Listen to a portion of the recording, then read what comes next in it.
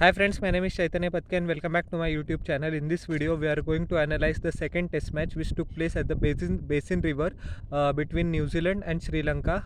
The Lankan team got unfortunately absolutely annihilated in this test, and lots of positives that were taken by the Sri Lankan team as well as coach Chris Silverwood were undone in this game. New Zealand completely outplayed Sri Lanka and showed why after beating India in India nowadays, beating New Zealand in test match cricket is going to be the second biggest challenge, and it is the second biggest challenge. Absolutely no fight at all from the Lankan batsman, and after this series, Dimuth Karunaratne has decided to tender his resignation as captain from the test squad. He has requested the selectors that someone else, they give this responsibility to someone else, but selectors have not responded to this. I think Dimuth performed excellently well for Sri Lanka as a captain, as well as average was above 50 when he was captain, but I think defeats like this take a toll, and even though before the now such decisions people arrive even before this game, but the way in which Sri Lanka surrendered cheaply with the bat, he must have made up his mind, and unfortunately a lot of gains from the last test were undone by Sri Lanka. New Zealand batted first and scored 580 for 4 declare in 123 overs, just smashed all Lankan bowlers round the park on the first day and the 33 overs on the second day as well. Tom Latham 21 of 73 deliveries. He was undone by a Kasun Rijeta delivery. Simple catch to Prabhat Jayasuriya. Devon Conway looked like the Devon Conway of old. 78 of 108 deliveries, which includes 13 boundaries. He was eventually caught and bowled by Dhananjay De Silva.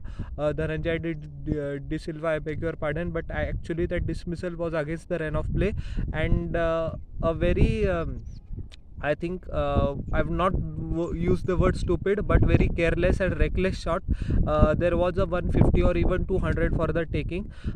Kane Williamson once again continued on his merry way. 215 of just 296 deliveries, 23 boundaries, 2 sixes. One of the best innings he has played in his career. He has hit a purple patch against England also, we saw, and in the first test match as well, and in this second test as well. He's cemented his spot. I think he's currently the best batsman in the test batsman in the world. After second number, I would put Virat Kohli, Steve Smith at third, and Root and four. He was actually for a couple of years before the pandemic, 6 months, and after the pandemic, COVID-19, he wasn't his usual self, especially in test cricket.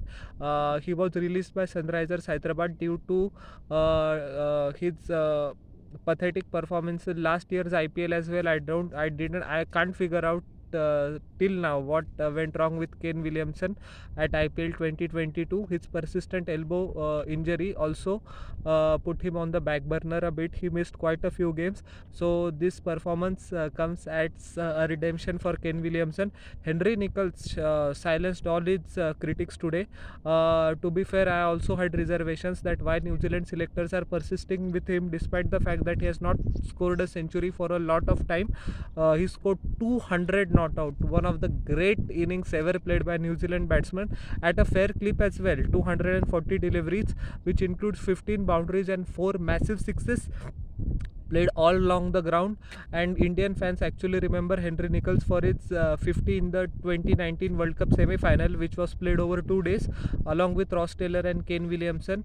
His contribution in that game is very underrated, but anyways, Kane Williamson actually was LBW by Prabhat Jayasuriya, but the crowd gave him a fantastic ovation which he deserved. Henry Nicholls 4 sixes were all power, excellent power he has when he decides to use it. I think his confidence got increased as when he proceeded through the innings, and once again he actually rewarded the selectors for their faith. I would just use this sentence. 17 for Daryl Mitchell of just 12 deliveries, a boundary and a 6. He was caught and bowled by Kasun Rajita, and Tom Blundell was not on 17, which includes 2 boundaries. So 32 extras, 5 wides, 8 no balls. Kasun Rajita 32 overs, 6 maidens, 126 runs, 2 wickets, economy rate of 3.44. Asita Fernando bowled excellently well in the second innings, took 4 wickets, but once again, as I always say, cricket a great level leveler, 26 over 6 maidens, 110 no wickets, 4.23 runs, which is not acceptable in Test cricket. Lahiru Kumara, 25 overs, 1 maidens, 164 runs, no wickets, 6.56 per over. He was all over the place, and he was taken to the cleaners by KANE Williamson and Henry Nicholls in that epic partnership. Dhananjay De Silva, 19 overs, 3 maidens, 75 runs.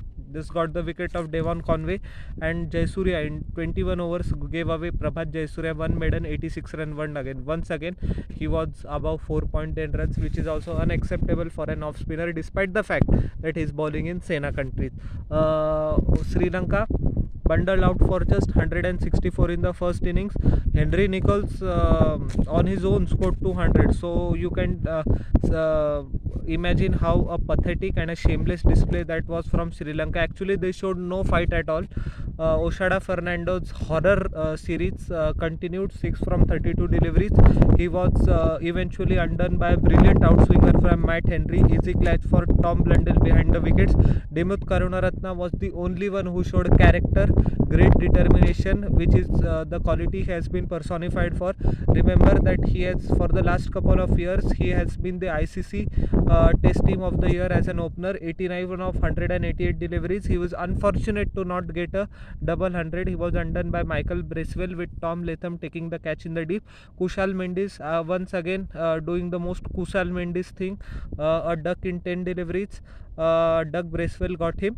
Once again, that has been the recurring theme, unfortunately, in Kushal Mendis' career, that he plays one good innings, cements his place for 10 matches, and just performs pathetically. And when he's on the verge of just kicking him out of the team, he plays one good innings, and that cycle continues. Very frustrating for the Sri Lankan fans. Night watchman Prabhat Jayasurya scored 4 of 17 deliveries. He was undone by Team Saudi. Matthews also couldn't replicate his heroics in the previous games. Matt Henry once again got him. Chandimal looked good, 37 of 92 deliveries, which include 4 boundaries, but a rush of blood from Michael Bracewell. I don't know what was the reason of playing that shot when you are so behind in the game. Easy stumping from Blundell. Dhananjay De Silva out on a golden duck. He was undone by Michael Bracewell as well. Easy catch for Team Saudi. Madhushka, no runs. Matt Henry got him. Kasun Rajita was run out by Tom Latham, and his run out signified what is everything went wrong from Sri Lanka in this game. Kumara was not out for 1, and Ashita Fernando wicket was taken by Blair Tickner for a golden duck as well. Pathetic display, 164 for 10 in 66.5 overs, 7 extra were given. Very disciplined by New Zealand bowling.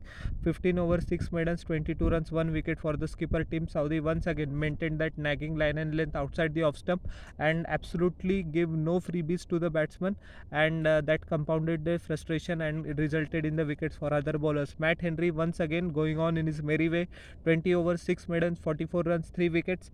Doug Bracewell, 12 overs, 7 maidens, 19 runs, 1 wicket bowled. Excellent line and length, making a comeback to the Test team after a long while. So that is an encouraging performance by him. Michael Bracewell in 12 overs gave away 1 maiden, 50 runs, 3 wickets, 4.17 runs, but he took wickets. That is the leg spinner job of leg spinner, and he did that excellently well. Blair Tickner in 6.5 over, 1 maiden, 21 runs and 1 wicket, and Daryl Mitchell bowled a single solitary over for 3 runs. Sri Lanka obviously were asked to follow on. Oshada Fernando was put out of his misery. Doug Bracewell got his wicket, 5 of 36 deliveries. Pathetic performance across the 4 innings, and I think selectors should overlook him and give opportunity to other deserving youngsters. Dimuth Karunaratne, final innings as Test skipper, 51 of 83 deliveries, 4 boundaries, tried to hang on in there, but unfortunately such sort of resistance doesn't pay off in the longer run. But commendable effort across 2 innings. He was undone by Team Saudi. Simple catch for Devon Conway. Kushal Mendis scoring 50 runs. As I said, next game I know what score he will Do sorry for that. 50 of 106 deliveries, 8 boundaries, looked actually good. Couple of great flicks off the pad, couple of cover drives, but that is his main undoing. He doesn't convert his starts into big scores. Once again, Matt Henry got the better of him. Simple catch to Kane Williamson in the sleeps. Angelo Matthews decided to block. He decided to play a blockathon, but how long that is going to persist? 2 of 44 deliveries undone by Blair Tickner. Simple catch for Michael Bracewell. Dinesh Chandimal looked great in this innings as well. He eventually crossed 50. I think he deserved 100. Unfortunate not to get one out against the run of play. 62 of 92 deliveries, 8 boundaries. His wicket was taken by Blair Tickner. Simple catch to Doug Bracewell. Actually, Doug Bracewell and Michael Bracewell, lots of catches over the course of 2 innings. Dhananjay De Silva played the best innings of his career. I think the best innings of his career was against India in the third test in 2017 against Delhi, when he played a match saving knock. But I think I will rate this innings higher. Excellent on the eye, excellent back foot punches as well, through the covers and extra cover. He is brilliant as well. Excellent off his pad, played the spin very nicely of Michael Bracewell, looked at ease, made great use of the crease, and his play towards the mid wicket and cow corner region has also improved leaps and bounds. So unfortunate not to get 100 for an Asian batsman in Sena conditions, that is South Africa, England, New Zealand, Australia, is always very commendable, but he couldn't get the job done. 12 boundaries, 1 sixes, and he was positive as well. He was just not like Angelo Matthews, but I'm not blaming Angelo Matthews, but he was not looking to play only a blockathon. He scored runs and he was aggressive as well when needed be. If one innings deserve 100, this was one, but life goes on, that's cricket. Madhushka, the wicketkeeper, came in place of Dick Vella. 39 of 93 deliveries, 4 boundaries. He was undone by Blair Tickner, with Matt Henry taking a simple catch in the deep. Gave a good account of himself. Kasun Rajitha, 20 of 110 deliveries. Very commendable effort. Very commendable effort for a bowler to last this long and to save the test match, which was always going to be an uphill task. But he actually tried. 1 boundary. He was undone by Team Southie, and Prabhat Jayasuriya scored 2 of 45 deliveries. Michael Bracewell eventually got his number. Blair Tickner, simple catch in the deep once again. Lairu Kumara, 7 of 45 deliveries. His wicket was taken by the skipper Team Saudi, who bowled wonderfully well in this innings as well. His third wicket, and Asita Fernando was not out on a duck of 15 deliveries. So 22 extras, 358 all out Sri Lanka in 142 overs. Great display in the second innings, but it could have been better in the first innings. New Zealand eventually winning by an innings and 58 runs. Team Saudi in 27 overs gave away 13 maidens. Bowled 13 maidens, gave away 51 runs, took 3 wickets. Matt Henry bowled excellent line and length as well. The Sri Lankan batsman had decided that they will play a blockathon and shut shop, so that aided his economy rate as well. 29 overs, 8 maidens, 59 runs, 1 wicket. Michael Bracewell in 42 overs, marathon in this run from him, especially for a spinner. Spinners don't get much overs in New Zealand, I think, especially in the second innings. 42 overs in a miracle in itself. 14 maidens for the leg spinner, 10 runs, 2 wickets. He impressed one and all with his batting ability against India in the limited over series 2 months back, 1.5 months ago, Blair Tickner in 26 overs, 6 maidens, 89 runs, 3 wickets. Once again gave a good account of himself, and actually he has cemented his place as the third seamer in the New Zealand squad, as now Trent Boult has excused himself from the central contract. Trent Boult will continue to play ODI cricket as well as T20 cricket for New Zealand, and eventually some test appearances as well, but he has decided to focus on his family and more on white ball cricket. So we have to respect his decision. That is not the topic in this video, but those of who don't know that why Trent Boult is not bowling, despite the fact that Trent Boult actually lives a few kilometers away from the ground. He wasn't called up by the New Zealand selectors. Many of you know, but those who didn't know now, I think with my information I could have helped you. Doug Bracewell in 18 overs, 3 maidens, 58 runs and 1 wicket. So an innings and 58 runs defeat for Sri Lanka, a 2-0 clean sweep for New Zealand. But both of these test matches does not fall under the gambit of the cycle of 2023 to 2025 ICC World Test Championship. So looking forward to the ODI series. Most of the main players of New Zealand, the cricket board as usually has excellent relationship with the BCCI, has allowed them to travel to India. So New Zealand will be playing with their B team, but I think even with their B team, unfortunately what the current state of Sri Lanka cricket is, there they will be able to defeat Lanka. So I'll cover that series as well.